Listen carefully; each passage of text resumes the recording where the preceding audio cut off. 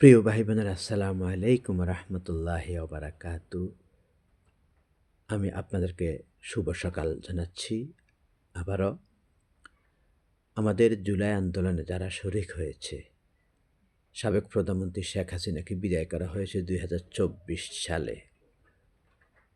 প্রায় আমি মনে করি দলমত নির্বিশেষে সকলেই জড়িত আছে, বেশিরভাগ লোকেই জড়িত আছে। হয়তো যারা আওয়ামী লীগ করা হয়তো তারা ছিল না, কিন্তু কিন্তু আওয়ামী লীগের মধ্যে অনেকে যখন কোটা আন্দোলন করা হয়েছে, যে কোনো ধর্ম বর্ণ নির্বিশেষে কোনো কোটা নয়, মেধা অনুযায়ী চাকরি বাকরি হবে, সব কিছু হবে, তখন অনেক অনেক অনেক আওয়ামী লীগের ভাইয়েরাও যারা আওয়ামী লীগ করে তারাও আন্দোলনে সামিল হয়েছে।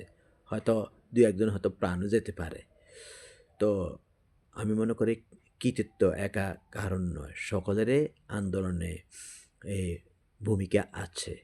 কিন্তু আমরা এই যে আমাদের বাংলাদেশে যে হেফাজতে ইসলাম, কিন্তু তারা যে কোনো দলের লেজুর ভিত্তি কিছুটা দেখা যাক করতেছে। অনেক রাজনৈতিক দল, ইসলামিক দলের লোকেরাও কিন্তু হেফাজতে আছে, এই জন্য তারা গঠনমূলক কোনো কাজ করতেছে না। প্রথম আমাদের শেখ হাসিনা যখন আওয়ামী লীগ ছিল, তখন তারা হেফাজতের ভয় পাইতো, কথা শুনতো। এখন কিন্তু তেমন শুনে না।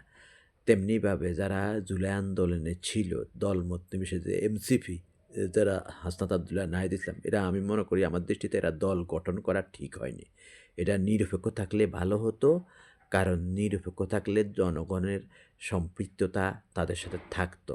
এখন দিন দিন কিন্তু তাদের সমর্থন কমে যাচ্ছে। আমি মনে করি অনেকে মনে করে তাদের লোভ লালসা, ক্ষমতার লোভ, এটা সেটা, কিন্তু তারা উচিত ছিল না কোনো রাজনৈতিক দল বের করা। তারা নিরপেক্ষ থাকলে ভালো হতো। তাদের নির্বাচনে তাদেরকে হয়তো জনগণ নির্বাচন করত।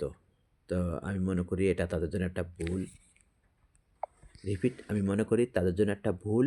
এবং যেভাবে হেফাজত ইসলাম শাপলা চত্বরে ভয় দেখাইছিল সরকারকে, তেমনিভাবে এমসিপি যারা করেছে বা জুলাই আন্দোলন যারা শরিক হয়েছে, তারা কিন্তু ওই দল না গঠন করে এমনি থাকলে ভালো হতো। অবশ্যই জাতি যে কোনো যারা জালিম জুলুম করে, যারা দুর্নীতিবাজ অন্যায়কারী, তারা ভয় পাইতো। এখন তারা ভয় পাবে না। অনেকে জুলাই আন্দোলনের সাথে যারা শুরু, অনেকে জুলাই আন্দোলন বিক্রি করে অনেকে লাভবান হইতে চায়। তাদের ক্ষমতার লোভ ধরেছে।